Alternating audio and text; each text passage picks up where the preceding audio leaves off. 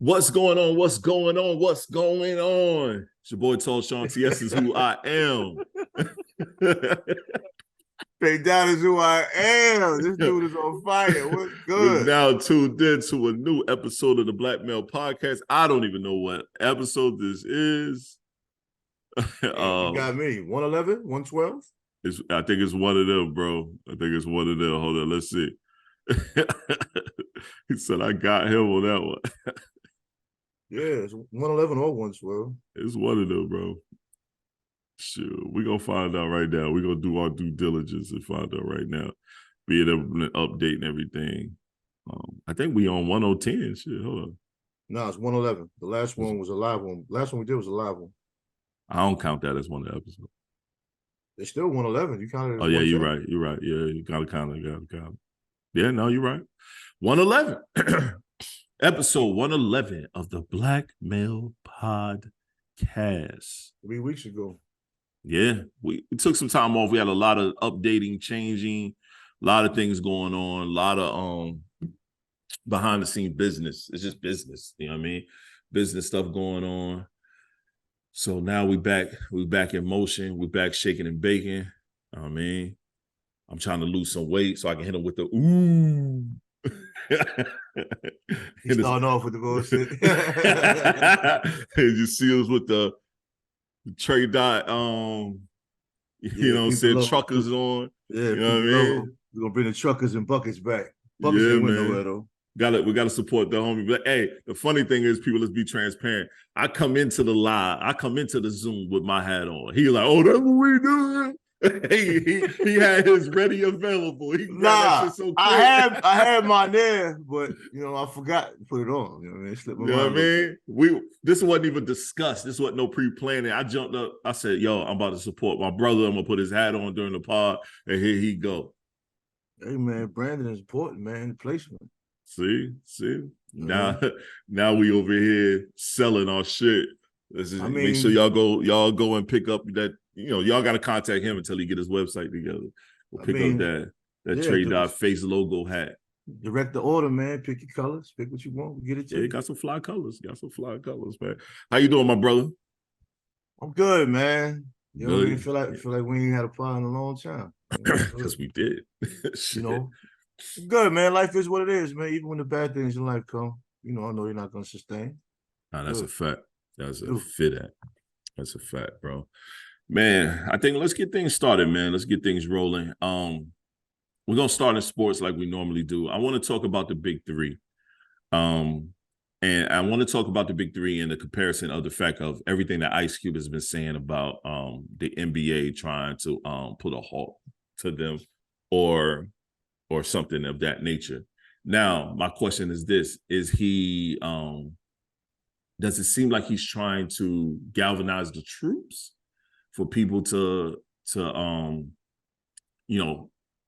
go back and forth with the NBA, and they may not be really doing nothing to him, or is it some real validity to what's going on?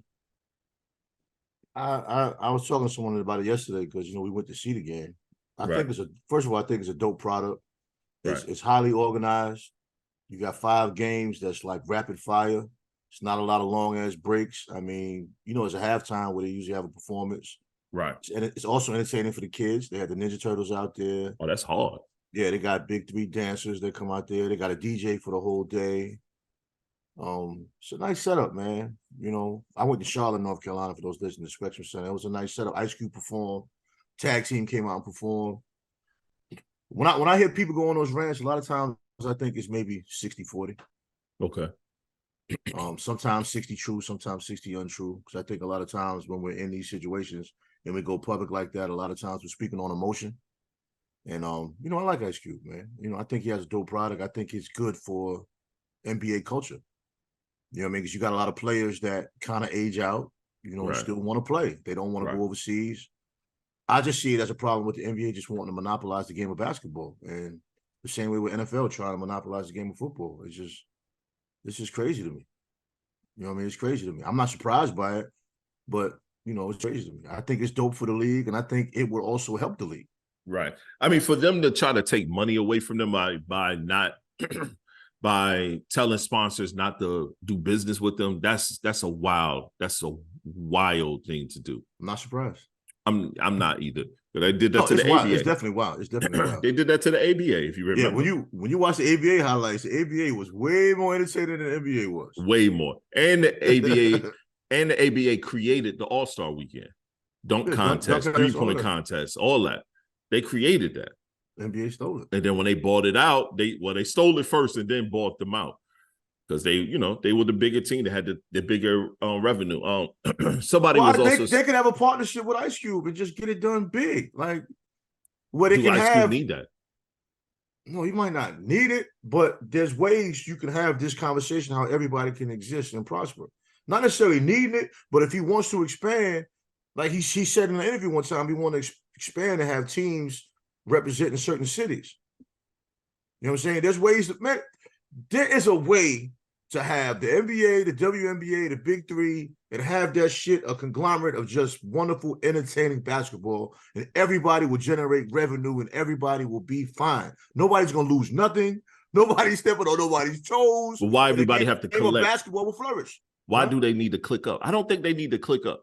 But no, I'm not saying they need to click up, but I'm saying if you're going to put your foot in it, you could put your foot in it in a teamwork capacity more so than putting your foot in somebody's ass. I agree there.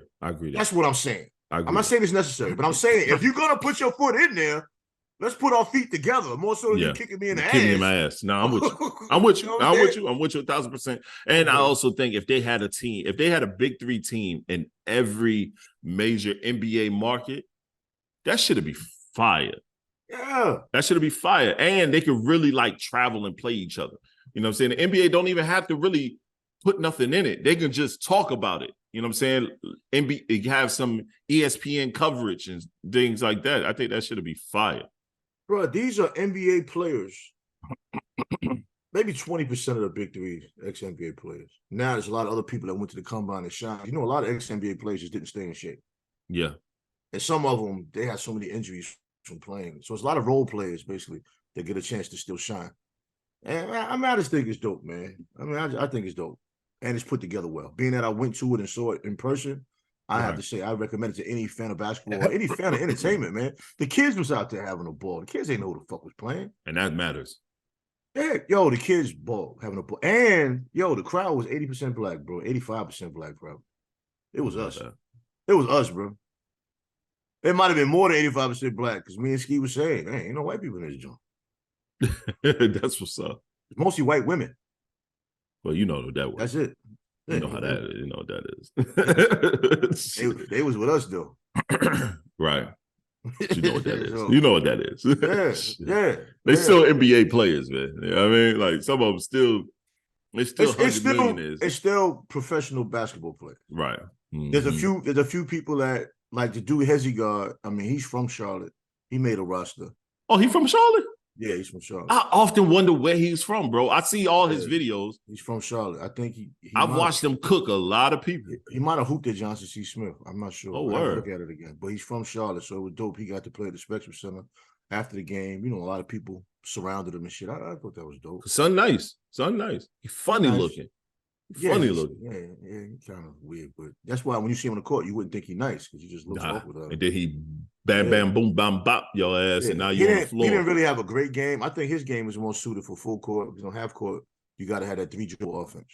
Yep. You can't be doing all that extra shit. Michael Beasley get you with 3 dribbles. And go to the cup. Yeah, but when you a short dude like that, you short out there. 3 dribbles, somebody's in your face. You know what I mean? Easily. And these are NBA. These are still NBA players. Like I know a lot of these street ball cats go out there and hoop, all because these dudes are a little bit older, or some of them ain't really play in the NBA. You still an NBA player. Bro, the 12th man on the NBA roster will bust your ass, dog. Shit. We might know he will bust. Stop it. Stop it. Stop it, man. I ain't gonna say nothing. God damn. Cameron Mace fucked up the podcast game for men, son. You can't say shit without somebody saying pause, man. I mean, And this ain't a homophobic thing, I dude. mean, it's just fun, man. It's just fun, something to laugh at. But no, you're absolutely correct, man. And an NBA defender ain't the same as that defender playing at the Drew League, bro. Or at the AAU. A dude that still loves the game of basketball and competing, he will lock in. And your crossover ain't crossing like you think it do. And it's half court. Let's keep it a buck. Half court can save lives. As an older gentleman, I play half court. I'm good. I used to like playing half court, though. You told you ain't exuding a whole lot of damn energy. Not even that. I could score in the half court. That's why I used to like it. See? You know what I mean? I could score in the half court. So a lot of people can't. Yeah, full court pressing. That's too much energy, man. Yeah, and then from a dude that handle the ball, I don't want to handle the ball full court. Nope. Me too. You know what I mean, I want to beat you with 2 dribbles. I'll get you with 2 dribbles. And by the time you catch up, I score. I'm at the cup. Be full court. If somebody know you got handles, they want to give you the ball and run down court. Nigga, I don't want to dribble this shit all the way up court. Unless we played on them side courts, I'm with it. But all that dribbling 94 feet, man. Nigga, and if you got one of them defenders, that like, yo, I know he could dribble, so they want to press you full court. It's like, yo, fam, just go down, bro. Why are you defending me way over here? That's funny you said that. I never forget. It was it might have been my sophomore year in college. I don't remember, but I was at St. Aug at the time. It wasn't when I was at State. And this dude pressured me 94 feet. It was like the first week of school when everybody comes in. No, it could have been my freshman year because everybody already knew me. So this dude guarded me full court, right? And I didn't think he really was going to defend me full court. So the first time I lost my handle because I really didn't think he was going to defend me. He kind of threw me off guard. I was like, oh shit, what the fuck? And then the next time, I got down court, but in my mind, I'm like, yo, I am not doing this for a whole game of 16. Fuck this bullshit. A whole game of 16, bro. You defended me full court. What we doing, dog? No, I'm going to tell you what we doing. This nigga played for his high school team. He didn't get a scholarship. He's still in shape because he plays every day. I just finished drinking the night before. I'm not fucking with you, man. Yo, next time that shit came, I was like, man, you take that shit, man. I ain't fucking with this little ass nigga chasing me. Shit.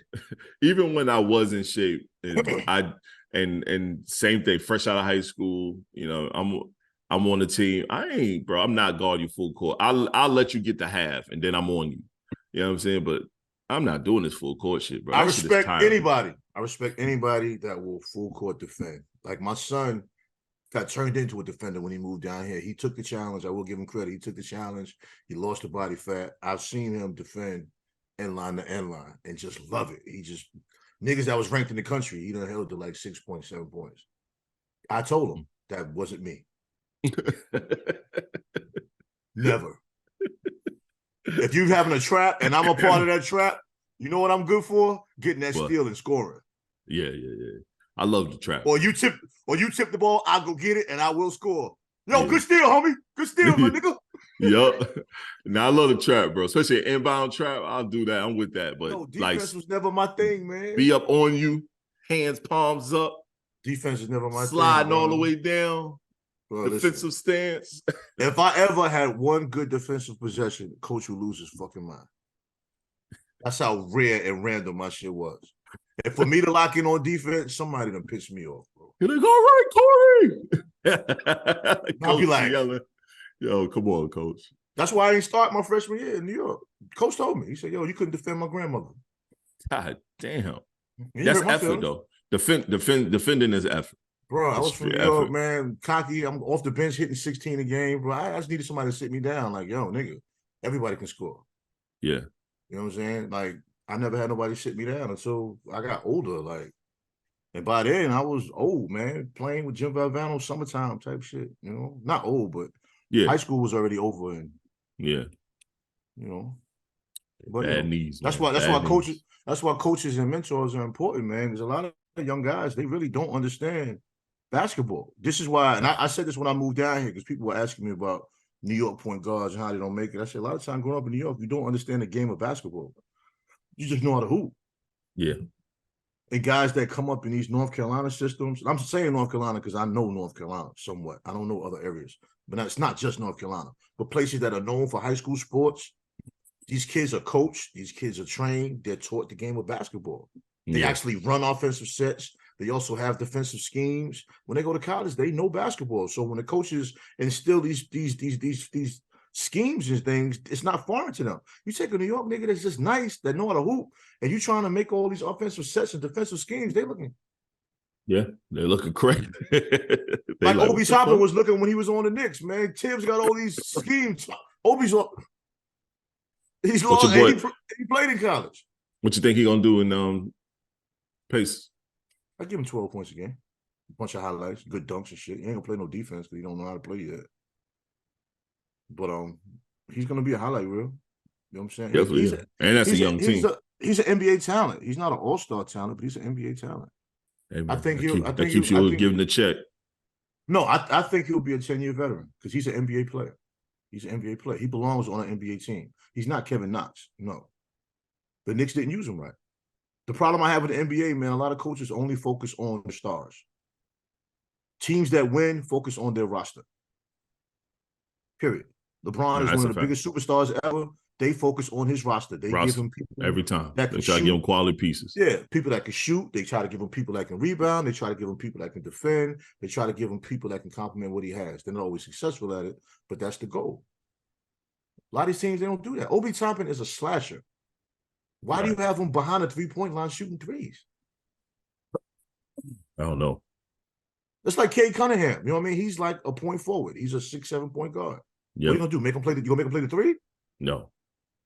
That's my point. Like you can't let that boy stay what he is a point guard. Yep. But shit, let's move to the next part, man. NFL is almost back. What are your thoughts about the season coming up, man? How's it feeling? It's literally what, next week? I feel. Oh, this week. I feel this year Dak Prescott will be fully exposed. Damn. With no question. Because the Dallas Cowboys have a top 3 defense. Period. Let's say top 5. Just anybody wants to argue. Top 5. No question. Top 5 all around. You know what I mean? People keep talking about Stephon Gilmore's old, this, that, or whatever. But last year we had Anthony Brown on the other cornerback. You know what I'm saying? So we'll again give up maybe 16 points a game. As the Eagles probably will also. And when I was going to say, because I think also with the Eagles this year, we're too young. I think we're too young. So the expectations are super high for my team, but I feel like we are too young. Yeah, but you got a lot of young players that don't have to play a lot of minutes right now. That's true. No other team has that advantage, bro. No. That's my point. No, you're right. You have backups that are starters. There's not many defenses that have that. Like the Cowboys are going to be a top defense, but they don't have a hard, solid bench. Like these niggas have to play. And we need it because last year, though, we had some players go down at the wrong time. Yeah, you had injury problems. You know what I mean? Like I'm an NFC guy because I'm a Cowboy fan. You know, my son's an Eagle fan. I mean, I like Jalen Hurts. I mean, you know what I mean? I love the game of football. So I'm not on it funny like that. I like Jalen I think this year Jalen Hurts he's gonna finally get his MVP. I mean, it's hard to predict that. He'll have an MVP season. I'm sure he'll have an MVP season. Yeah. But the only reason why he didn't get it last year because they felt like he had too many weapons, which is weird to me. It's like, yo, he still got to throw to these niggas.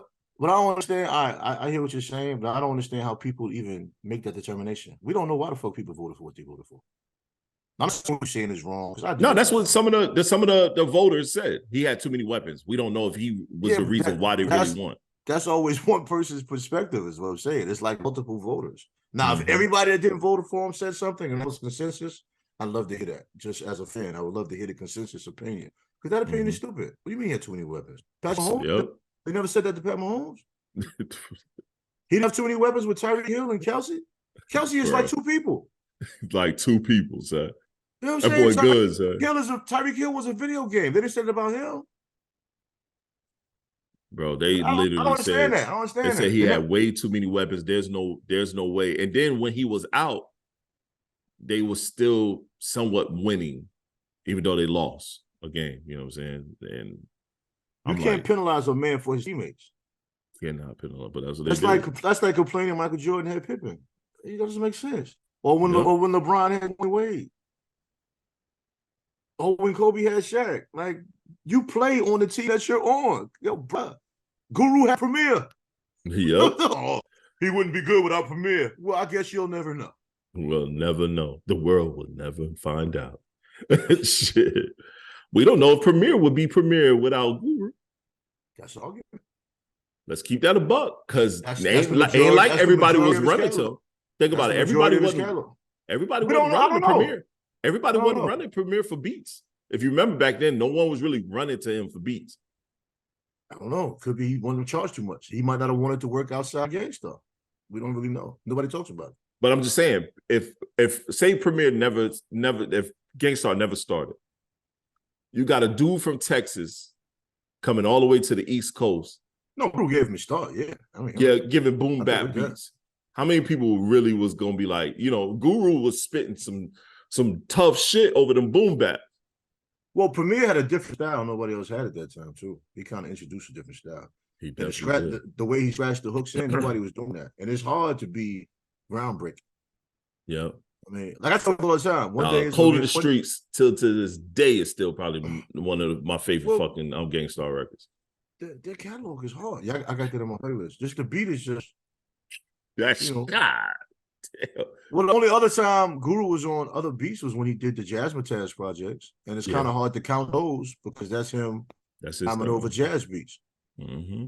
That's like giving me the top R&B producers and giving me 10 hip hop soul beats and let me rock over that. Son, that's nothing for me. Yeah. So putting Guru over jazz is nothing. Not saying I'm on his level, but I'm just giving Guru an example. He saved Royce the 5'9's career, the early days. Hip hop. That's crazy. What's that one record that they got where they say they do it overseas? Oh man, it's bigger than hip hop. Oh, that Dead Prez record? Yeah. That's Dead Prez record. But Guru the one made the beat. No, not that one. Not that one. You about to make me pull it up. Oh, I don't know. I'm lost. I'm lost on him. That slipped my mind, man. Illest lyricist stored in chorus is killing. I know the song by heart. I can't think of the name. So it's a Guru song and Royce was a guest? No, it's Royce the 5'9 song, but Guru made the beat. Oh, okay. All right. I got you, man. You know what I'm saying? But that was when Royce was really like damn near out the thing. This dude finessed so many deals and put out no product. Still one of my favorite MCs. No, I remember years ago when he had the 1.5 mil from Tommy Boy. I was wondering how much did he pocket out of that deal. Because I'll be mad if I get a 1.5 million deal and I spent like 800,000. I mean, and not Guru. I meant Premier. I'm sorry, Premier. It was a beat. It was the Premier. Premier. Oh yeah, Premier gave Royce a whole new career. Yeah, that's what I'm saying. Yeah, that's what I meant. Yeah, Premier saved it, especially with that one song. They got that series though. Yeah, but even before that, it was that TikTok joint, that boom. Boom. That's what it was. Yeah. Oh, yeah, he saved Royce. Bro killed that. Boom. Yeah, bro, that shit was crazy. Premier, that beat is crazy on that with that beat. Son. A lot of old heads is waiting for Nas to reconnect with Premier. Nas chilling. I like what Nas said recently, though, man. So we'll just jump into hip hop. I like what Nas said. He want to see more artists from his era just put their music out, but don't sound like today's era. Do what you do. You know what I'm saying? I've been saying that since what? Let me see. Before I met you. I said it to people. Like, everybody stops putting out music, then they complain about the music that's out there. Right. Just do you, man. People don't steal sound from like the today. Well, people steal from the underground, so you still got to keep the underground as a foundation. True. If you take that foundation away, the building's gonna fall. That's what hip hop did.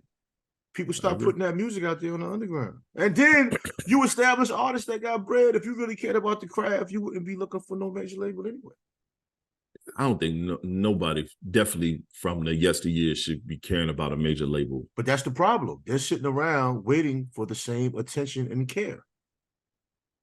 They want to just make a couple songs and somebody do everything for them. That's not working. These young niggas is out here putting it out there. So if the market is saturated with one sound and you haven't done anything to offset that saturation, I don't think you should say nothing. That's like people that don't vote. Don't complain about politicians if you didn't even vote. You didn't even use the voice you had. And then it ain't even about the sound. Just put your music out. But then too, with these young dudes, this is how they express themselves, right? If we don't like it, okay. I listened to Killer Mike album yesterday. Okay, boom, he did what he did. I let him in the Nas album because you didn't hear it. But if we're looking for like our demographic and what's being put out there, yo, the sample size is so small. Yo, Killer Mike album, I love that album. Phenomenal piece of body of work. Love it. It was a good album. It was a good album. Yeah, I listened to it first time. It was a good album. We both listened to it. It was a good album. I like Killer Mike though. I think more people should put out product. And Nas is putting out mad product. Years ago, people complained Nas took too long to put out product. He did. Now he's dropping them. He's dropping them. He's dropping them. Letting them fire. Dropping them. The problem is now is about Hit Boy. Yo, oh, you keep doing it with Hit Boy. We don't want to hear him and Hit Boy no more. And it's like, all right. Who's we? I always ask people that. Who's we? I said the same thing. These are the best numbers he's ever put up. Who's we? Who's we? Hey, what that young boy said when he broke it down, he said that fucking Hit Boy is Magic, Nas is Kareem. Yes, Nas had a phenomenal career without Hit Boy, but Hit Boy came and resurrected his career, and now they don't won 5 championships. But the people complaining are people that don't know what's really moving and shaking industry-wise at this point. You know what I'm saying? He can do a record with Premier and Extra P and LES and all of these people, but what is that going to do for him, like career-wise? Exactly. And if he wants to do a legacy album, he can. Maybe he doesn't want to do a legacy album. He enjoys being on the top of the charts. And plus, he probably think those guys are going to bring the same beats that they brought to him the early days, and he might not feel interested to rhyme on those no more. I won't disagree, but I will say this is what I know about Nas. People always knock his beat selection, but I understand his thought process with his beat selection. Mm-hmm. He looks at MCing as a challenge. So he will take a beat that he thinks nobody else would want to rhyme on, and he feels like I can take that and kill it. Like a lot of MCs think like that. They take beats that challenge them to rhyme. Like when he had the song when he rhymed about a gun backwards. Right. I mean, he took a challenge. I mean, I say him challenge. Hit Boy was a challenge.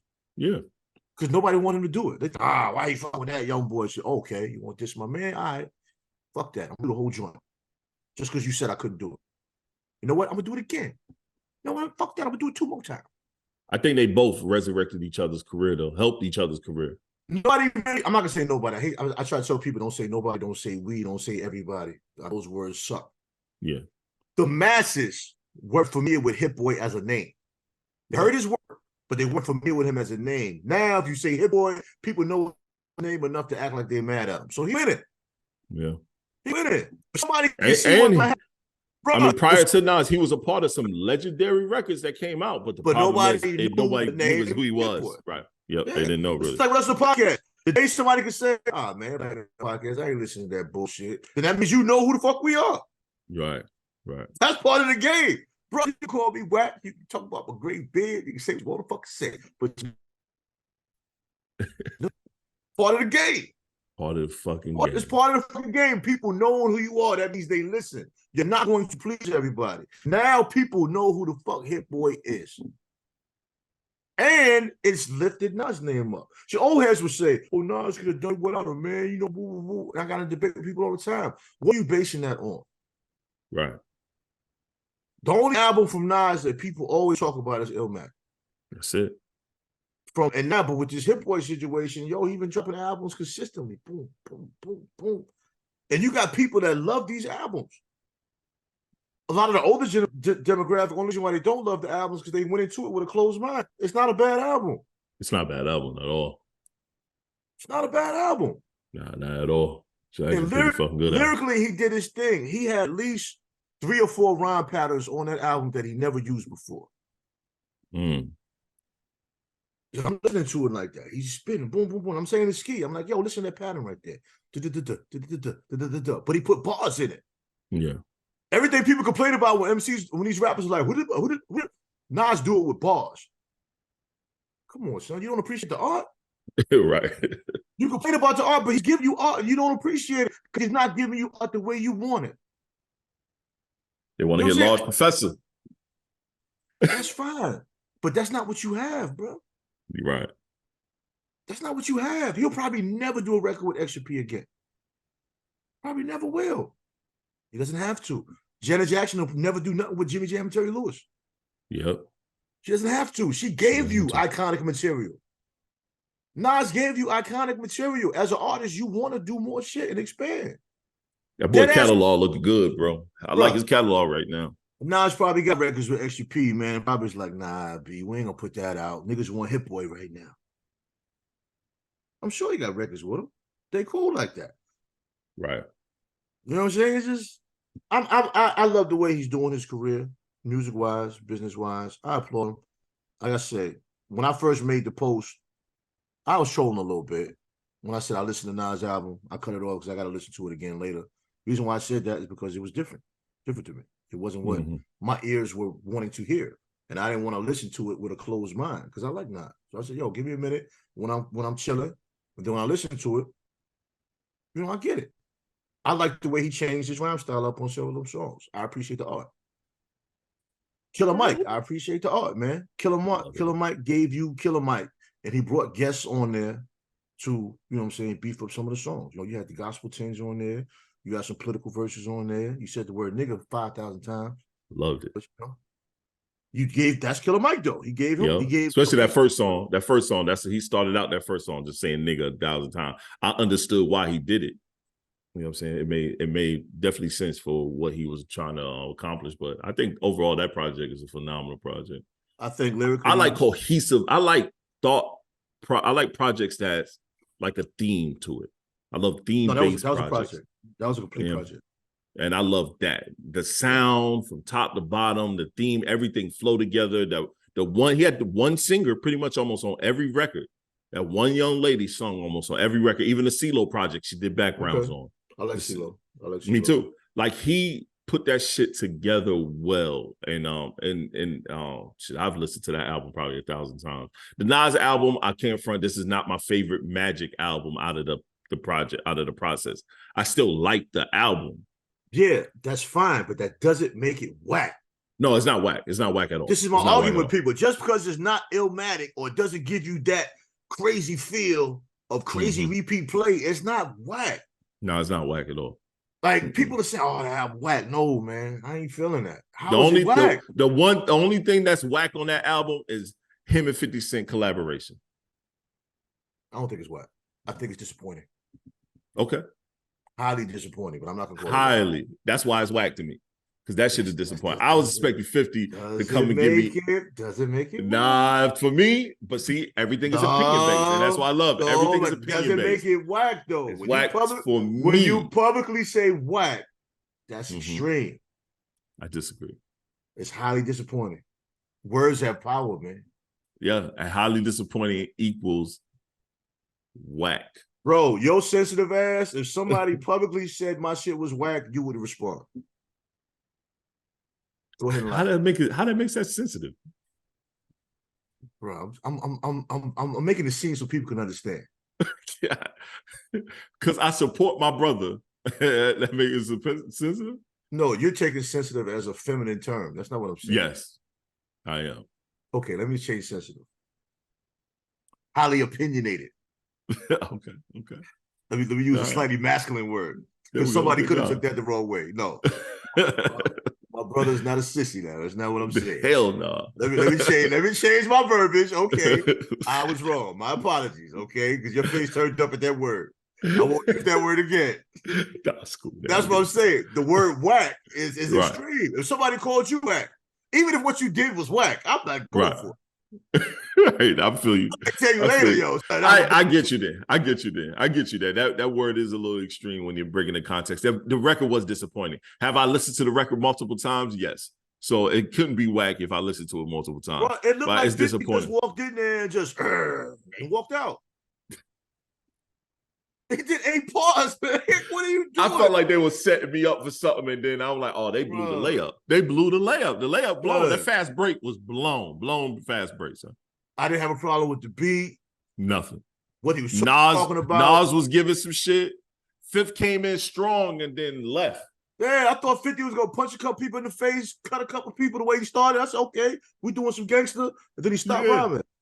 I was like, what is nigga doing? Only record on there I can say I definitely didn't like was 21. I can't do that. Yeah, I knew you weren't gonna feel that one. I knew you weren't gonna feel that one, but you know what that was about. You gonna tell me he nice? Help me. I don't know. Do I gotta listen again? He nice?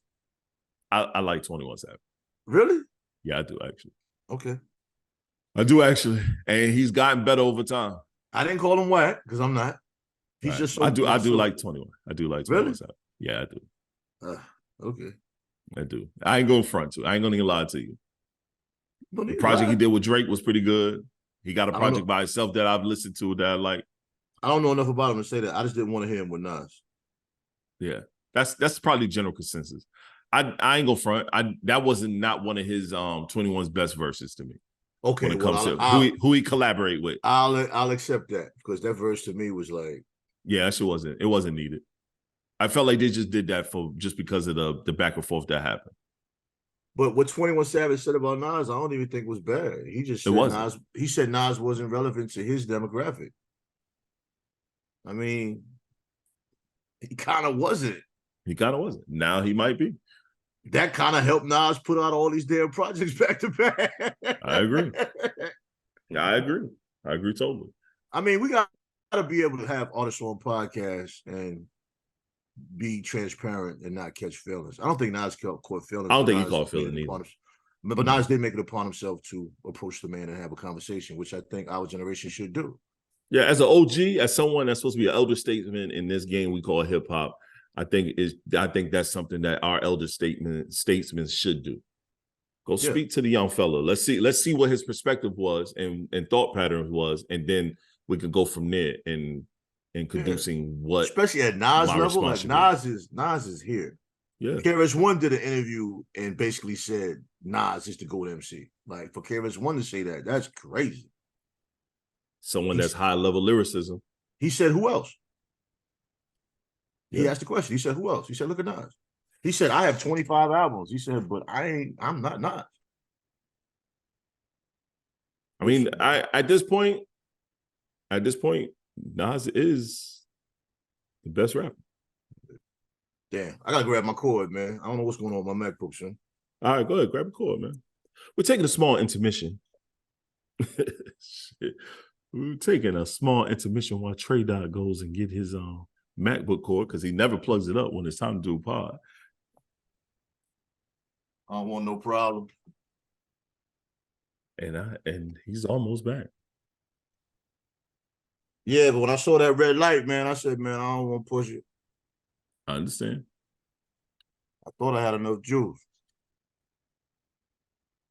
All right, we cooking with grease. I keep mine plugged up anytime we do. I mean, I do, but when I move it over here, I should just automatically just keep it plugged anyway. It's understandable, my brother. Yeah, but I was surprised to hear KRS give Nas that credit, man. And now that he's putting up, the biggest problem a lot of people had with Nas critic-wise was he was taking too long to put out projects. And now he's just drilling them shits out. I love what he's doing, man. I love what he's doing. I love how it sounds. Overall, I am very happy of what I see from Esco, bro. I love it because it sounds complete. It don't sound like he just went to the studio and just rhymed. He's actually giving good projects back to back. What they said he couldn't do. I agree. So for people not to like it, man, I mean, okay, maybe he's not gonna give you Illmatic. He's not gonna average a triple-double at this point in his career, but he's giving you good games. And to me, that's all that matters, bro. Yeah. Because me and Ski listened to him in the car. Even Ski was like, nah, what do you mean? He didn't like the 21 Savage one, but he was like, why people calling this whack? This ain't whack. No, it ride good, bro. I was rocking that on me and the wife in the car, and she was like, "That's the new Nas project." I said, "Yeah." She's like, "This sound good." We rocking to it. That's my point. Hit Boy can get those fans that aren't really fans, right? You know, Premier and all of them. Even though I like that sound can turn off people. Yeah, I can agree. Well, let's move to another topic, man, real quick. Cam and Mace have changed the game for sports commentary. Thoughts? I think they have. I think they've added an element. I don't know about changing the game. I think they've added a good element to it. Changing the game's like an extreme commentary. Okay. They're in the same family. I think they added an element of comedy. I think they added an element of transparency. They added an element of fun. Right. You know, we love sports, man. I honestly don't like sportcasters that just give me a bunch of statistics and serious analytics, man. I like the fun of the game. You know, let's bring. I think ESPN has changed up their process because now they're doing a cap or no cap section. Stephen A was wearing regular clothes one session. I'm like, what are y'all doing? Normally they wearing suits and shit. We both know they have a department that's what they do. They watch the underground and they steal people's shit. Right. They definitely did. Everybody do that. Definitely did. Record labels used to do it, TV stations do it. Oh, this is popping right now. Yeah. Stephen A looked lame as hell in that all yellow seersucker suit he had on. Well, I was like, what are we doing, son? I say this with no hate, because I've always been a fan of Stephen A. There's some things he did I didn't like. That's fine. But he's kind of corny. Kinda. Outside of wearing suits, his style is trash. I mean, he just looks corny everywhere he goes. Okay. And I don't mean that as an insult, because cats think because you put it, because they got a label on it, that shit is flawed. That shit ain't before. Everything doesn't, just like at your height, everything's not going to fit you right. I can't wear a lot of that designer shit anyway because of my height. At my nigga, I can't wear them shirts. I damn sure can't wear them pants. Wearing a Da Vinci shirt, bro, that should be circulation full cut off. I can wear their hoodies and their sweatshirts and stuff like that, but I mean, do I want to? And then you definitely not wearing them slacks. Them shit's gonna be high water and they cut right around the groin. My main thing for liking polo is because it fits me good. Mm-hmm. You know what I mean? And it doesn't go out of style. So I can keep it and I can put it in rotation. That's the main thing. That's one brand I know fits me well. I can order it online. I don't have to worry about it fitting.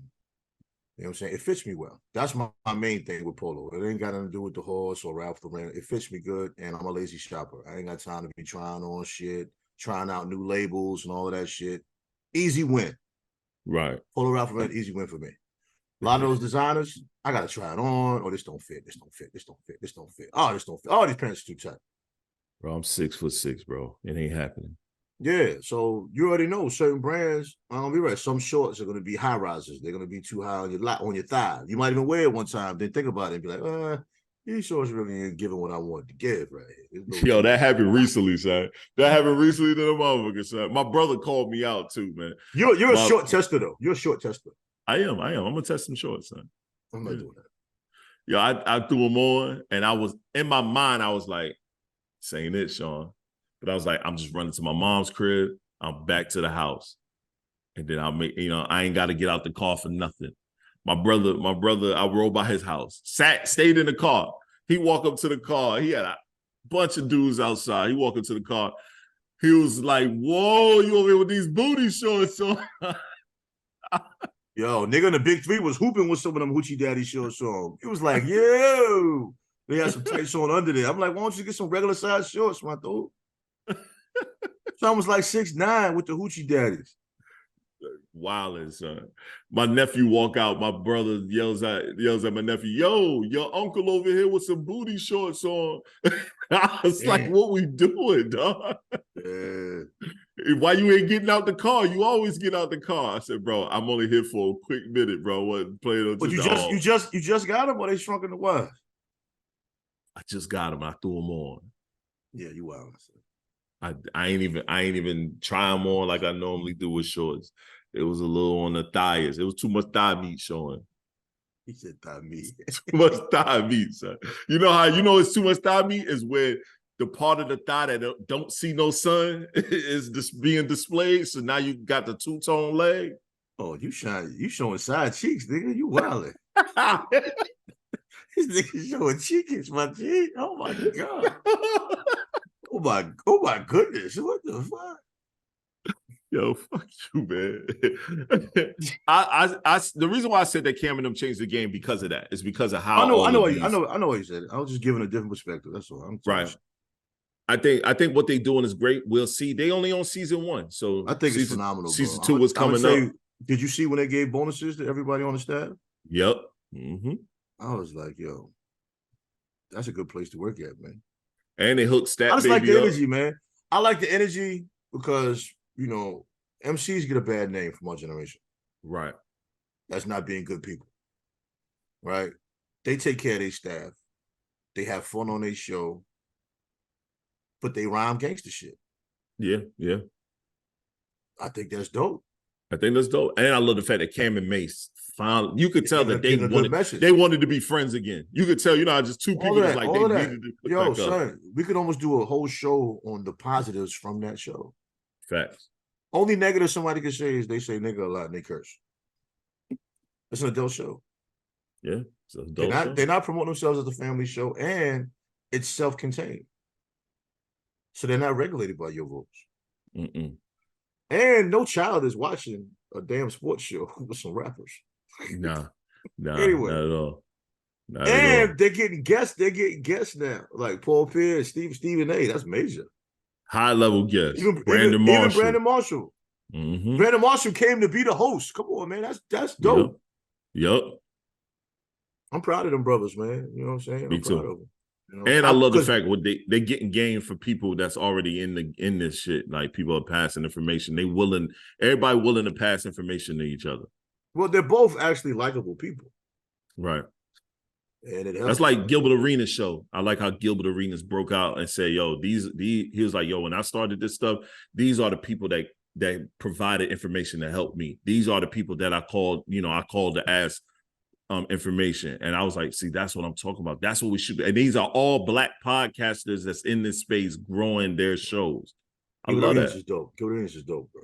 I like his show, man. I like his show a lot. He's dope. And he can get rid of Rashad McCants. Marcus Johnson's son does a good job moderating. Yeah. No, he does. He does a real good job. But they can get rid of Rashad McCants. Please do. Brandon Jennings, I'm okay with every once in a while. And then I like old girl. Yeah, she's funny. She's dope. Yeah. I don't like McCants, period. I don't like McCants at all. Me neither. All that crown he got on. You're a clown. He doesn't play in the Big Three anymore. It's cool. Yeah. I can see why his NBA career went to shits. His attitude. But Gilbert Arenas, when he was talking about Stan Van Gundy, I was like, about time somebody talked about this dude. Me too. I was so happy about that. Yeah. You know what I'm saying? I might have saw the episode late. I don't even think it was a new episode, but I just recently saw it. I'm glad he spoke about that. Yeah, I watched it live. I was very happy that he did. There's no way Stan Van Gundy should get away with talking about and to those players like that in the NBA. I agree. Shouldn't happen. Stan Van Gundy is the reason why. I know he killed your Pistons, bro, because those are young players too. He threw Dwight Howard under the bus like a motherfucker. Yeah, he talked bad about Dwight so bad, and then Dwight walked up in the press conference, if you remember, was giving him a hug, and after he just got done shitting on him, and then everybody looking like, because he thinks it's okay. The crazy thing is, I know brothers are different. Him and Jeff are so different, man. They super different. They night and day. Players love Jeff, and I don't understand why Jeff not coaching no more. I'm tired of talking about it. I don't know why he can't get a job for nothing in the world. Him and Mark Jackson fired. That's a bitch. Yeah, that's crazy, bro. That was the best on the network. I'm gonna keep it real, bro. The NBA sideline gonna sound ass with Doc Rivers, bro. I like Doris Burke. I'm cool with Doris Burke, but Doc Rivers, nah, that shit gonna be trash. I rarely listen to albums. That's gonna be when I listen to an album. The game is gonna be on mutes. Yeah. Shannon Sharp says he watches the games on mute. I might start doing that, bro. I think I am too, bro. Because Mark Jackson and Jeff Van Gundy together that's Magic and Kareem, man. That's Kobe. Because the white dude, he retired. The one that they had. Now, he was dope too. Yeah, he was dope. He retired. Yeah, he's the god, man. That dude. And I like Doris Burke. I'm not mad at Doris Burke. Yeah, but she need a team. Doc Rivers? Nah, I'm good, bro. Yeah, shut your ass up, choking ass nigga. Yeah, I'm with you there, man. Y'all about to play a video, man. We're gonna move. I'm about to play this video. Let's see. I want to get your thoughts on this. Hold up. Let me see. Boom. I haven't done this in a while. Make sure we do this right. Boom. Boom. Boom. Hit them with the share. We got to refresh.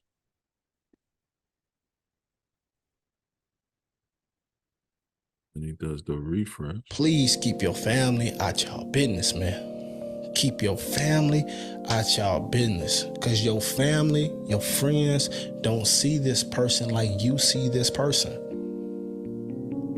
They don't see him like that. Especially if you telling them things like that's frustrating you, or, you know what I'm saying? Because shit happens, man. Like, you're not going to be happy with every situation. No one is. No one's going to be happy with every situation they go through, happy with your partner. Don't tell them nothing. Don't tell them nothing. Because what you tell them, they are going to judge him by or her by forever. Forever. You going to go on to forgive this person, marry this person, kids with this person, and you're going to have people in your family looking at this person sideways off of some stuff you started. All that starts with you. Please keep your family. What you think? I mean, I agree. I don't talk to my family about my relationships or whatever. I mean, it might be something loose, but I mean, real shit, because it doesn't help. Right. Nine times out of 10. You know what I mean? I mean, it's all good to have somebody to confide in. You know, I don't think anything's wrong with that. But certain situations, like, if I'm going to tell you something that's going wrong in my relationship, I need to be able to also tell you when things are great. Yeah, I agree. So you understand there's some kind of balance. So if you are going to confide in a family member, I already told you what I feel about family and relatives and shit. That's totally different. But I'm not going to go that way. But you got to give a balance. I can't come to you and just always tell you what I got going wrong with this woman. Because as you said, that's going to be the totality of your perception, everything that's wrong. Right. But I'm not telling you that we made up and we're doing great for the last 9 months. But for these whole 9 months, you just have stuck in your head that one thing. You know what I mean? Which isn't fair to the person you're talking to or to yourself. Because this person you confide in, you've delivered them a skewed perception. So, I mean, what he said was, I'm glad he said it. I'm glad he said it. I hope people hear it, take heed. Family, friends, I put them in the same situation. I think women are worse at that than we are. No, they definitely are. Yes. You know what I mean? Because, you know, your girlfriend that claims to want your best interest at heart, all she has is the information from your bad day. She doesn't know all the great days. You know what I mean? She's just trying to amplify this bad day because that's all she has. So when you meet that friend, they're looking at you all funny. All they know is about that one bad day you had, or maybe you had a bad week. You know, relationships have those terms. I mean, you're married. You might go through a week that wasn't the best. Yeah, I think that's, like, for my home, that's the one thing that I'm just not here for. Our business is our business, and what goes on in our relationship is our business, as long as it's not any abuse. As long as there isn't any abuse. Yeah, that's different. Right. That's definitely different. Right. What goes on in this house stays in this home. And my wife learned the hard way. She went to somebody in my family and definitely can't do that. Right. Yeah, you definitely can't do that, bro. And then she realized, like, yo, I'll never do no shit like that again. You know what I'm saying? You can't go to your parents either, really? No, yeah, and that's what it was. My first marriage. Granted, I got married at 25. You know, I had my son at 23, and she told her mother everything, which is a definite violation. But she was okay with telling her mother everything. But one time, I had told my mother something. Oh, that shit went to hell. See, me and her fighting over the fact that I said something to my mother. My mother said something to her. You know what I mean? But her father was saying shit to me the whole time we was together, but I never told her about it. I just kept it to myself. Right. You know what I'm saying? So most of our problems were birthed from other people, and the fact that we didn't speak to each other, we spoke outside of our circle. Yeah, you can't speak outside of the relationship, man. You gotta speak within this. You know what I mean? Once you start adding people outside of our dynamic into our circle, that's when shit just always fails. And when we take the person back or we stay together, the family gonna always hold this thought in their mind on what issue that we were having. It's sad that we're like that, because we should be more intelligent than that. If you tell me of a situation you and your wife had that went foul, I'm not judging her by that, because I know that's not her norm. Right. So I don't understand why that's hard. Or we're picking the wrong people to confide in or something. Right. Because you're gonna have a bad moment. You might have a bad spell. Yeah, you're gonna have the moments, man. I'm not judging nobody by that bad moment. Hell, you and I might have a moment we look back on like, God damn, we shouldn't have done that. We were tripping. We had one recently for no reason. Who cares? That's it. Yeah. It's over.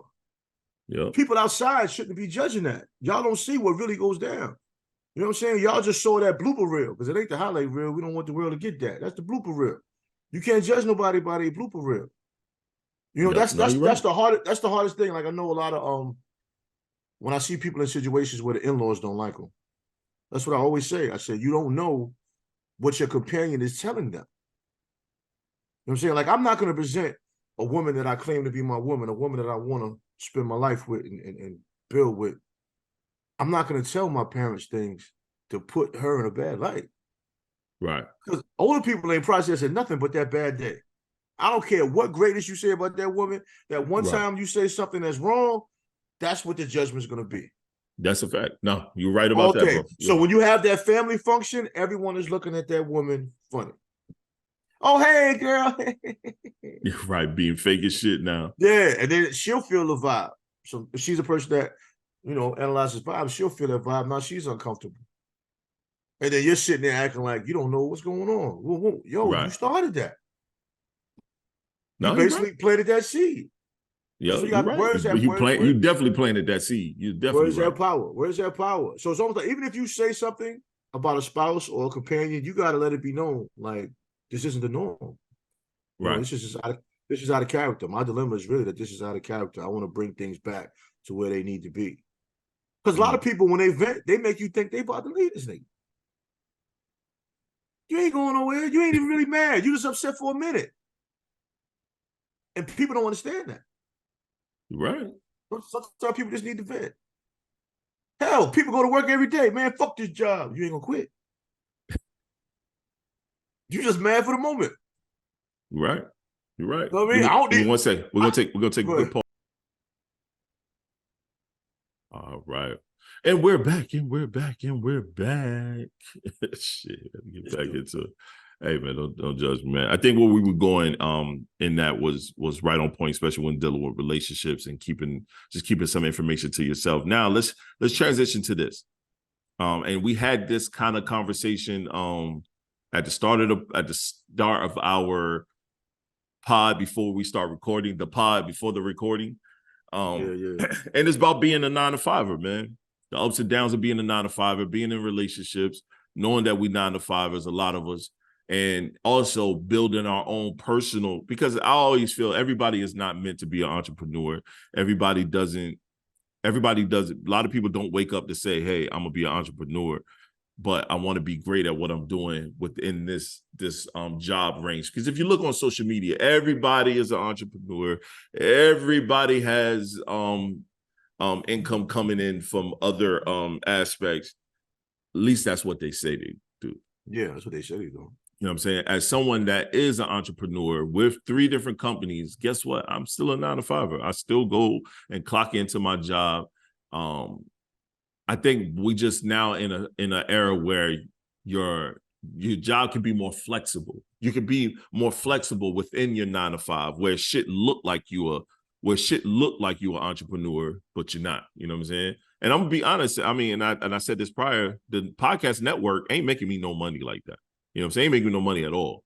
You know what I'm saying? I'm in the negative when it comes to this, and we're doing well, but it's just trying to navigate that piece of making this into a profitable business.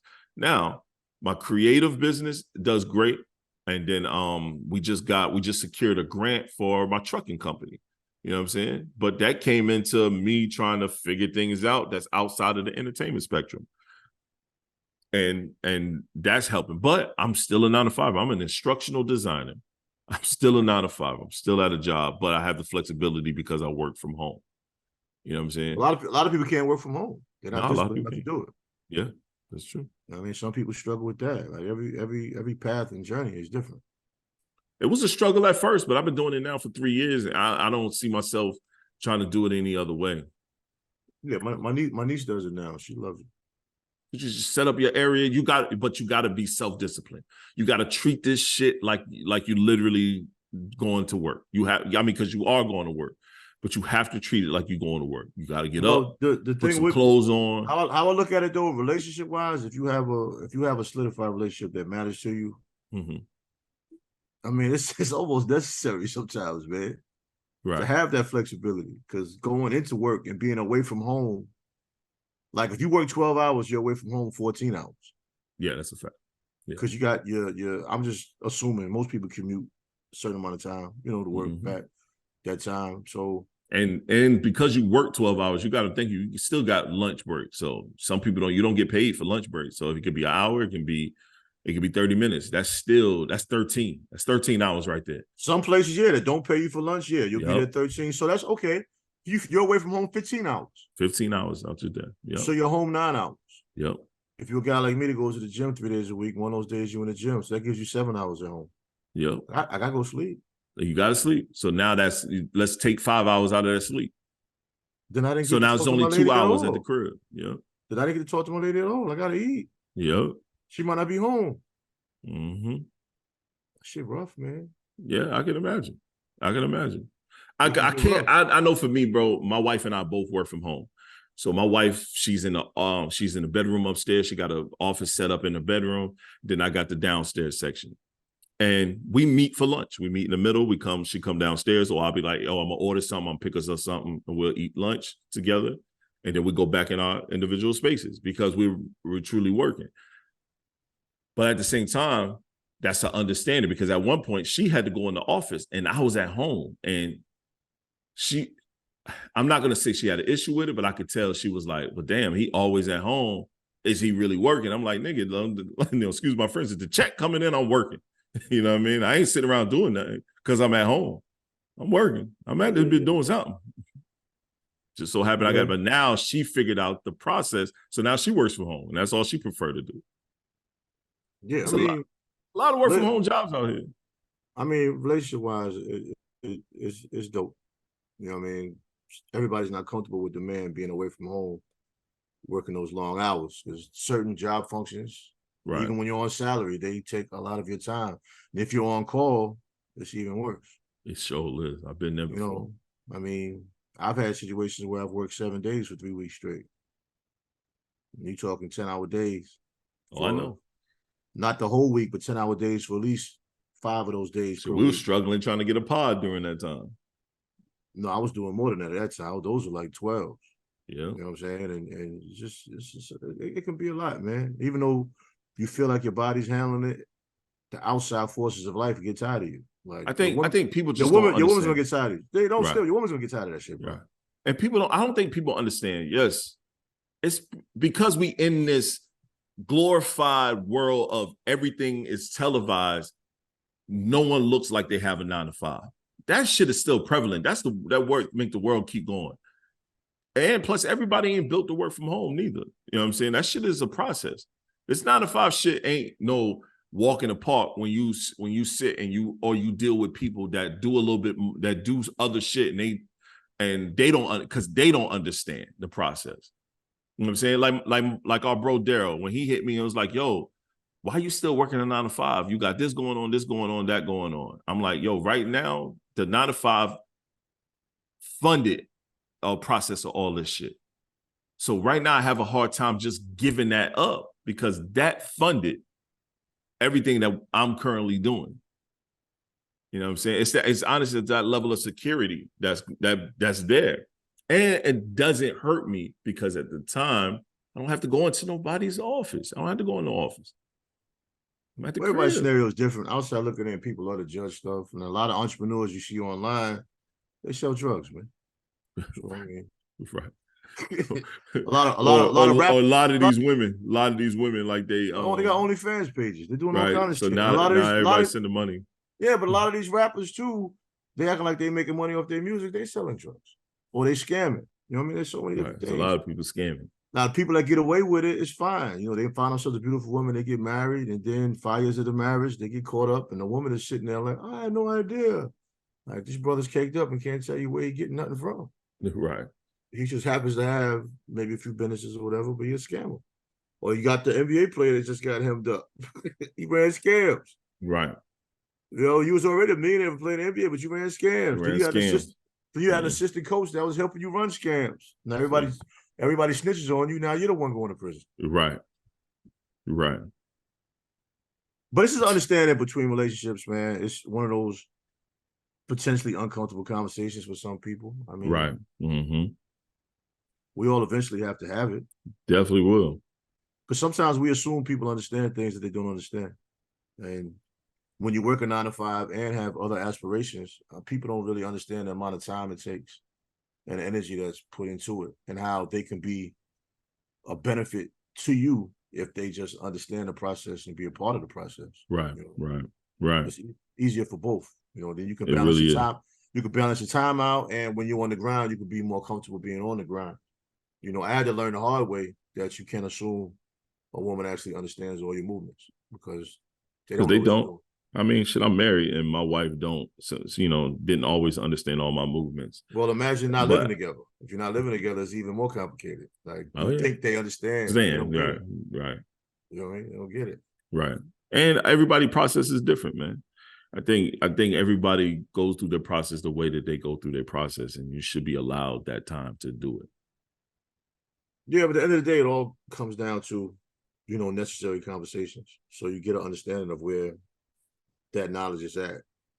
And I think as men, sometimes we don't think as deeply into situations as a woman might. Right. Like, we have to have a reason, unless you're just one of those jealous kind of guys. We have to have a reason to question what our woman is doing, like when she goes to work and shit. Like, right. We ain't tripping. She go to work, she come home. Yeah, we ain't tripping what you did for lunch and all this shit. Like, fuck. Usually come home at 5. You came home at 5:15. I'm like, all right. You know what I'm saying? We ain't on that. But a woman is like, maybe you've been coming home at 6. You're coming home at 6:30 now. I'm like, okay. I talk a little shit after work these days. I got to know the people. Like, right. Kind of like folks. Yeah, it's basketball season. You know what I'm saying? Like, right. Hey, shit's kind of happening right here in the world. So sold a couple hats. They like the logo. You know what I'm saying? Like, I'm a few minutes late. Like, right. But at the end, you and I joke about it all the time. But it's work. And as men, sometimes people like to use the word deflect, but I don't think it's even deflect. I think men sometimes, man, we got to moonwalk away from the battle, man. You know what I mean? And let the fire go down a little bit before we step back in it. Because we don't want to fight with y'all, man. Nah, not at all. And women can be combative and say it's deflecting because we don't want to talk about it at that moment. But I don't want to talk to you when you're enraged. Right. Because two people enraged is not going to help nothing. You enraged, I'm calm, and then eventually I'm going to get enraged. Now we yelling at each other for what? For what? What we yelling for? Yep. And one thing I hate is having a dilemma and got to use this phone. I hate that shit. Yeah. But when you're not in the same location, I mean, that's basically all you have. Yeah, that's all you got. That's all you can do. There's nothing like that face-to-face interaction, like with any relationship, whether it's platonic, romantic, or just. The sad part is, though, too, you're right. But the sad part is when we are face-to-face, we still don't attack the issues because now there's no issue. So did we really have an issue? Right. I'm gonna tell you what I'm guilty of. I'm gonna put this out there. If I love a woman and I'm in her presence, especially if we don't live together, I want to enjoy every minute I have with that person.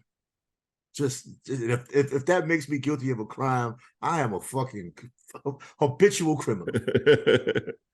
If we got 3-4 days together, no interruptions, I want to love you for those 3-4 days. I want you smiling. I want you pleasured all kind of ways. I want to enjoy totality of you for that time. Now, realistically, within that time, there's probably an uncomfortable conversation that needs to go on within relationships. It always is. But when I say uncomfortable conversation, it doesn't have to be bad. Right. Uncomfortable is anytime you take yourself away from those pleasures.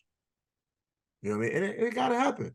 But when you only have like these 4 days together and, you got to go back to regular life and then you come back together, within those times, you having so much fun enjoying each other, a lot of times you're not thinking about these other things that got to be discussed. Right. And then when you get away from each other, you want to discuss them. It's like nobody wants to be on the phone talking about that shit. No. It has to be done, but it's like, damn. Damn, right. What are we doing?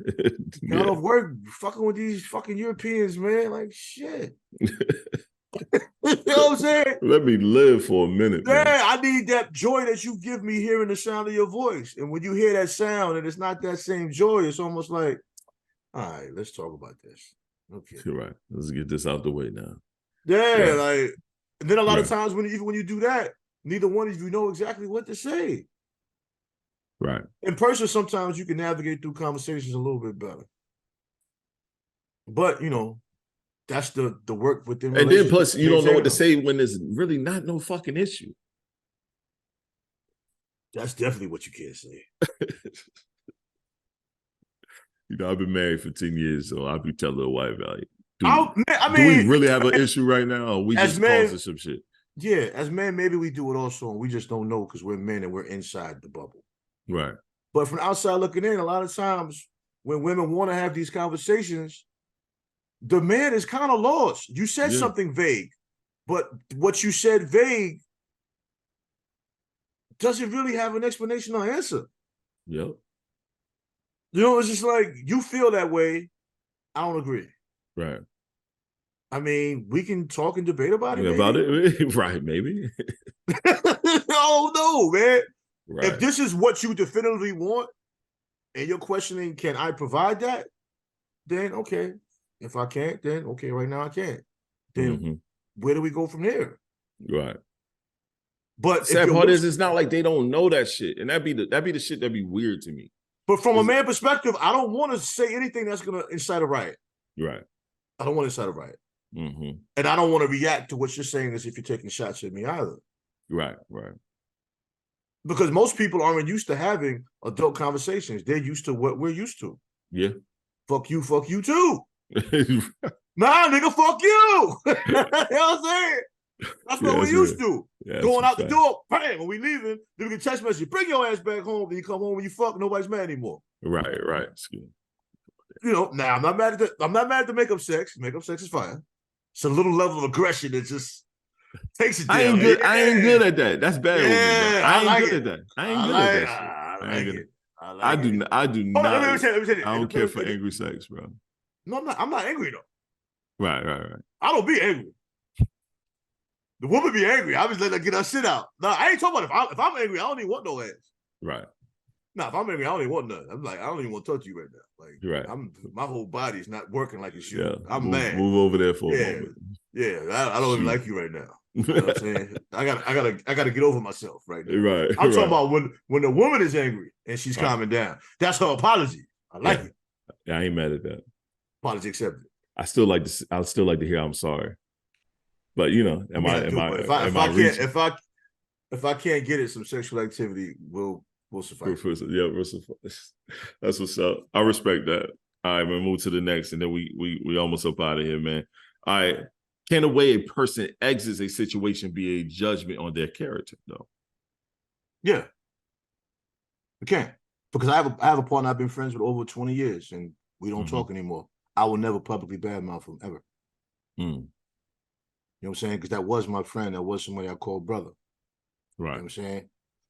You know what I mean? Had a friend called a brother, put my name in the dirt. Yeah. Tall, walked away, but it hurt. Hurts. You know what I mean? It's like, nah, I still love him though. You know what I'm saying? It's just like if you break up with a female. If she leaves you and badmouths you all over social media, how much does she really care about you? Care about you, right? No, that's a fact. That's a fact. She sets you up to get robbed or some shit. Like, bro, what were we doing? What were we at? Was this shit even real? Yeah, I mean, I believe that to be powerful. Yeah, you know I'm with you. I've been married before. I'm not gonna badmouth my ex-wife in any other kind of way. Yeah, that same thing here. I don't badmouth my ex-wife neither, man. I mean, we all talk shit, joking or whatever. Yeah. We'll joke about it, but you know, it doesn't help me to shit on her because I was complicit. I was complicit in a lot of our bullshit too. Well, there's power in words, and me badmouthing a person that I considered a friend for 10, 20 years. Right. Then you got to wonder, how could you be friends with a person that long? Yeah. That's maybe you were in a bad space at that time. Yeah. Also, and I have a great deal of respect for people that don't have to badge, former friends. Yeah. I think that's dope. Especially when a female doesn't do it, because they can be petty sometimes. But men are just as petty these days. So I was just about to say that. We are just as petty. But I think it's dope. You hear a person say, yeah. We just, we had a fallout. We just ain't really. Yeah. We ain't the same. Yeah. I'm with you there. All right. Sounds good. Now we move to some lighthearted stuff. This is a quick one. What is your skincare routine as a Black man? I mean, I got some facial wipes I use now made with shea butter. It's like black soap enhanced. Yeah. I wipe my face with them every day. I wash and condition my beard on a regular. Yeah. I don't really play with my skin. I have an aloe vera and coconut oil mixture I use now for my scalp. Dope. You know what I'm saying? I don't play with my face. Like, I've been shaving with a razor since I was 14. So when I hear Black men say, "Oh, Black men can't use razors," I don't even talk. They don't know what they're doing. Yeah, bro. That's like people that say you can't be my size and don't eat meat, bro. I'm like, okay. Use a straight razor. When I go to the barbershop, I use straight razor. Right. I got a razor I use. I used to use a Mac 3, but now I got that razor by that company Harry's. I think it's Harry's. Yeah, I know what you're talking about. Yeah, I know exactly. I ready to sharpen the motherfucker. But all I shave now is under here. Right. I keep my line, so I Keep don't shave going. everywhere no more. But I used to have to shave much more because, my beard used to be short. So I had to shave and shave. Like I said, I've been using a razor since 14, 15. So that's what's up. I know. Same thing here, man. Skincare. I use these wipes. These I think I use the same wipes you use. It just by happenstance. And we've never talked about this, but they black soap infused. They're real good wipes. I don't play by my skin either. I don't. It's in a black pack. Yep, it's in a black pack. Probably the same shit. Yep. Matter of fact, I got it from TJ Maxx, bro. That's where I got mine from. And I was like, this shit's fire. They're fire to the motherfucker, yo. Yeah. I do the same thing, man. I use the wipes, because I don't play about my skin either. I don't have no bumps, none of that shit. I don't do none of that shit. Being that I'm starting to really watch my goatee and my beard I'm really gonna start letting my beard grow in. I've been using it's this soap. It's a shea butter one. I use a soap, like a beard cleaner. So I use on my face, and stuff like that. Same thing here, bro. And then my hair, I got locks. I keep it oil. My wife made this oil for me to use, because she does that. She made this oil that's real dope. It keeps my scalp fresh, clean. It's not oily. Even though it's an oil, it's just a couple of drops. I massage it in my scalp when I don't wash it, and then I rub it on the locks like this long way, just to keep them fresh, keep them healthy, keep them strong. You know what I'm saying? Keep the scalp where you see cats around here with light spots in their shit because they damn hair falling out. I don't have those issues. I keep them strong. Hair care and skincare. A lot of men, plus drink a lot of water. Plus you got to drink ton of water. It helps that I don't drink mad alcohol anymore. So my skin is probably better now at 52 than it was at 40. You know what I'm saying? Your diet plays a big part in it. But just like with my scalp, I used to get a lot of skin breakage in my scalp, man, because I have a bad habit of scratching my head. And my head is real tender. So, my barber was telling me I need to get me some. I just started using the aloe vera and coconut oil. I mix it in my hand. Boom, boom. It feels better. I got to take care of that because I like my skin would break a lot in the back. And when I touch a scab, I got a bad habit of picking it off. So right. Now I'm trying to get the coconut oil and aloe vera and just get my scalp. That's smart. I know guys. I see guys that had those, bumps on the back of their neck. I don't get those. I had them. I had them for a while because it was a bad barber that I used for a long time ago, and I found a way. It's a fungus. It's a fungus. It's the stuff that you can purchase really right in fucking Target. You rub on it, and what it does, it started clearing it up, and then the hair started popping out. So I went and had the hairs fully plucked out of them. So once they got plucked out of them, if you don't treat it, you get the ingrown hairs mixed in with it. Yep, and you get inflammation. Yeah, most definitely. And that shit worked, bro. It dried them up, and then they started scabbing up, and then you just, you got to wash it back there, and no issues no more. No more hair. That's why I don't like trying random barbers, man. I get my barbers. I chill with them. I went to go see, my main dude. Went to go check him out. Right. Go holler at him, man. Gave him a couple hats, man. Got me a cut. Had to talk to him, man. I was there like 3 hours with this dude, man. I saw y'all record a little video piece. Yeah, we went outside. He gave me. I got some joints I got to post. I ain't post yet. So I took a little post break. Yeah, he gave me a little scissor cut outside. Yo, it was actually dope, man. Like, and he filmed everything. And I'll say this about that brother, man. I don't know how, whatever. I don't ask questions how it is, man, but I had an impact on the young brother. And we actually sit there and talk like brothers for a period of time. Like I said, a haircut used to take about an hour and a half. Right. I was there 3 hours, man. He had no other appointments, man. He asked me, did I have time? I had the time. We sat there, we chopped it up, man. And he told me, I appreciate you coming through, man. And it's like, you never know the impact you have on people. You never know. Man, like I love what we did with the doc that we're gonna drop eventually. Like him being in that, like that shit was fire. So, but I've been an impact on him since then. You know what I'm saying? Before then. Like he's just a good brother, man. Just trying to figure out life. As I told him, at my age, I'm still trying to figure out life. He has his issues with relationships, man. He's just finding that right connection. You know, he's going back and forth, back and forth. But him having his own shop and then working under somebody else's shop trying to build something, and then he got fired from there, and now he has his own booth at a spot where the barbers he was at his shop followed him to this booth where they all got their own private booths, and just navigating through being an entrepreneur barber that's skillful. You know, he goes through issues. Bro, nice now. But it goes into egos. Yeah. The problem he had at the last shop was he wanted to upgrade the Wi-Fi, and the person that owned the shop was mad that dude had upgraded the Wi-Fi in there. He upgraded the Wi-Fi so he can have better Wi-Fi because he does everything digitally as far as appointments, payments. So you need the upgraded Wi-Fi. He said the Wi-Fi wasn't working. He was losing his mind. Yeah. Even where he's at now, he said he needs to upgrade the Wi-Fi because there's so many people that use it. He was going to get something that can upgrade his booth. Yeah. So where he was, I was just about to say that he should have just upgraded his own setup. But he wanted to upgrade his station at the other spot, and the barbers he brought with him want to upgrade their stations because they follow his program. And the owner had a problem with him bringing people in to upgrade the Wi-Fi, but they approached him first as far as upgrading the whole building, and they all wanted to put money into it.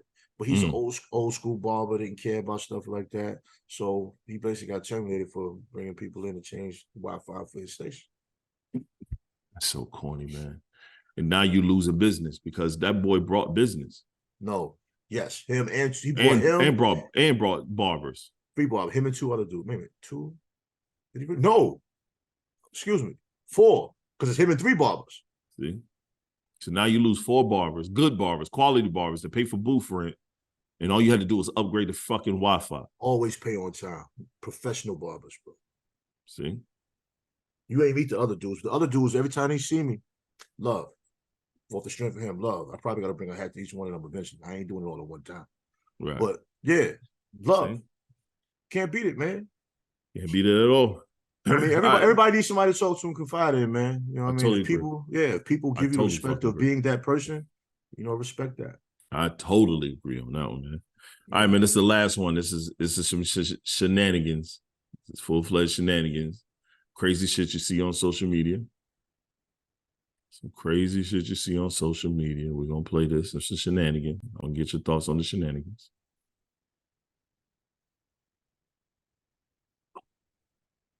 He going to be like, that's some bullshit for real. Agree with telling right up front. Well, what? As far as like, we're just talking, we just met, I ain't got to tell you that right up front. Yeah, I think you got the wrong mindset on that. Because if you don't, some straight men, we might not even want to communicate with you. So you saying you see me in Walgreens and you see me at the counter and you come up and be like, yo, baby, you attractive, can I get your number? I'm going to say this, if I'm attracted to you, I'm going to give you my number. And then I'm going to be like, just text me a little later and I'm going to walk off. I'm not about to tell you that I'm trans right there at that moment. I'm going to be like, before we continue this relationship, whatever you're trying to do, there's something I need to let you know. Then I'm going to give you that decision to make. I can't walk around with a sign saying transgender. It's just a conversation. But just like he's saying, you can understand, you may have straight men that approach you, and they may admire your beauty, right? They may think that you're attractive, they may think you're beautiful, but at the end of the day, you still need to let him know up front before he take your number and do that. When you get the number and you don't like what I say, you can delete my number. Simple as that. I mean, it ain't like I let you put your dick in my mouth. But your record doesn't show that it will give somebody that opportunity all the time. See, so you got. I'm just saying you gotta really be honest. I'm done with that. That's not a life I live no more. Don't agree. What the fuck? Yo. That's scary to even have to consider the fact when you're out there meeting women that it possibly is not a woman. No. And I don't know if they should initially tell you, or they need to at least tell you before you start having dialogue on a regular basis. I mean, I don't know if once you say something to them, that they immediately say, I'm a trans. I don't know. Like, But as far as getting head, I mean, you definitely need to tell somebody before you put them in your mouth, man. Goodness gracious. Goodness gracious. Like, come on. Great balls of fire. Shut up. Whoa. But I'm saying though, you take a chick out as men. If we take a chick out, and she give us some head, we not thinking we getting that head, and then she give that fire. You're like, whoa. You're not thinking, oh, okay, this might not be a real woman. Nah, you're not thinking. You're like, oh, she's dedicated to her craft. She's dedicated to making sure I'm good. So if she give you that brain. And then next day she tell you, I meant to tell you this. I didn't mean for things to lead the way it led. I'm actually a transgender. I mean, then what do? I don't know. I've never been in that position. Dudes be like, I'll whoop that. Yo, that tranny might fuck you up for one. Some of them niggas can fight, yo. You know what I'm saying? And you do not want to get beat up by a trans. Right?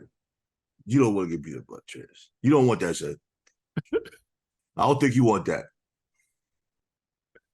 So I mean, I don't know, man. I don't know. I let's stay on topic. Let's not be insensitive, especially to the community. But I will say this: you should say something. I don't know if you should say it as soon as we exchange numbers, but that should be said before we decide to even go on a date. That should be said. The first conversation, if we know the conversation is good and you enjoying this conversation, I'm enjoying this conversation, then you need to tell me, because you know there's other steps after the conversation. There's a date. I know you, especially right now, they all feel like they're women because, they are women. And then you got so-called cisgender women. I'm never calling them cis. They are women, but you consider yourself a woman, cool. But you also need to give me as a man the right to deal with you or not. I should have the right to know if I want to deal with you or not. I mean, a lot of them, from what I hear, they intentionally want to deal with men that have never done it before. That's cool. That's like I get a lot of full-blown gay males. They prefer straight males. They like to bring you into their lifestyle. But I still should have the option of deciding to do that. Mm-hmm. You know what I'm saying? At least with a gay male, I know this is a man. So off top, I can say this is not what I'm interested in, respectfully. You know what I mean? Right. No disrespect to you. This is what you do. This is what you do. Like, I'm far from homophobic. I don't care. Yeah. Just don't disrespect me. Right. But if you're looking like a woman, and some of these trans look like women, like. Right. I mean, a lot of them feel like they say they're women. Yeah, and that's cool. You can say you are who you are. You can feel like you are who you are, but you also need to give me the right to make my decision if I want to be a part of what you are or not. Because once we take that step into something else, and now I'm finding out after time, you know what I'm saying? Because a lot of them have gone through the transition. They have a vagina. They're going through that process. Cool. Now I've done mess with you. We've got a year or two under the belt. And now I'm finding out you used to be a guy. That shit is going to hurt, yo. Because that's not what I'm looking to do. That's not what I'm looking to be a part of. Your transition should not be my transition. That's a very extreme case. The woman that has the vagina now. Right. Like, that's kind of rare. But I don't think it is. I don't think it is rare. Not now. Really? I'll say in a time, in a past time, I would say yes. I will agree with you. That is rare. You know someone that's been through it? Yes. I know. Really? I actually know multiple people that's been through it. What did they do? Huh? What you mean? Huh? Did they stay in a relationship? I know a guy right now. I know a guy personally right now still with the person after he found out. I can't be mad at that. Because and out his mouth, we've had so much time together. It's hard for me to just throw that time away. So she's transitioned fully and completely to a woman now. Yep. Okay. And a dude I know personally still with. I mean, nobody knows but him and her. Right. I'm not mad at that, bro. That's your business. Right. That's what I'm saying. I'm not mad at that. That's your business. But that's what I'm telling you. It's not new. It's not a nuanced thing. I can't say what I wouldn't want to do, but I can say I would want to know up front. And if I know up front, I'm definitely not moving forward. Right. I don't want to be a part of your transition. Me personally, I don't want to be a part of your transition. Your transition is your transition, and I commend you for making a decision for you. But you cannot make that decision for me. There's nothing wrong. There's nothing wrong with you or I saying we don't want any part of that. No, it isn't. I don't care if they feel the kind of way, but that's what I think they should at least communicate that. That's like a person with. There's a guy right now who I think I forgot where he's located at. His wife caught HIV from him. He's known he's had it, this, that, and the third. Now he's getting locked up for it. Men should not be holding their status of STDs away from the women that they're dealing with. No, if you got an STD, you should not be moving on with this chick, knowing you got herpes. Something that you can't get rid of. This is not gonorrhea. This is not fucking none of that shit. Where you could go take a shot or take a pill and a couple of weeks, you good. This is some shit that you're gonna be with you for the end, to the end. HIV, herpes, and whatever else they got out there, it's gonna be with you to the end. You should communicate that shit. Yeah, I mean, women need to tell us also. I agree. No, I agree. I agree back and forth. There are a lot of people with herpes, HIV as well, that don't tell people. Yep. You know what I'm saying? They wait until you're already deep into the relationship and then pop up with it. I sent you a video where this young lady said she was getting ready to have sex with this young dude. And she knew she was giving him some. She knew it. She knew off rip. That was the plan. That was in her mind. She goes to the young boy's house. And she was like, hey, let me freshen up real quick. I sent you that. Okay. I knew one of us sent that. And then she go in the bathroom. She go in the bathroom and find his pills. She is very transparent on her page. Right. And it's cool. Cool, she's transparent. But think about this. She never thought that she was wearing a condom. The first thing she said was, we ain't wearing no condom. You know we ain't wearing no condom. She was being transparent. A lot of people do that. Everybody true, but everybody got to be accountable. Yeah, but nobody could be in the comments acting like they don't never have those nights. Right. She had it set in her mind. She was letting that man go raw. And if she didn't go being nosy, you want to know. Then you letting this person go raw. Then you get mad when you get pregnant and the nigga don't want to fucking take care of the kid.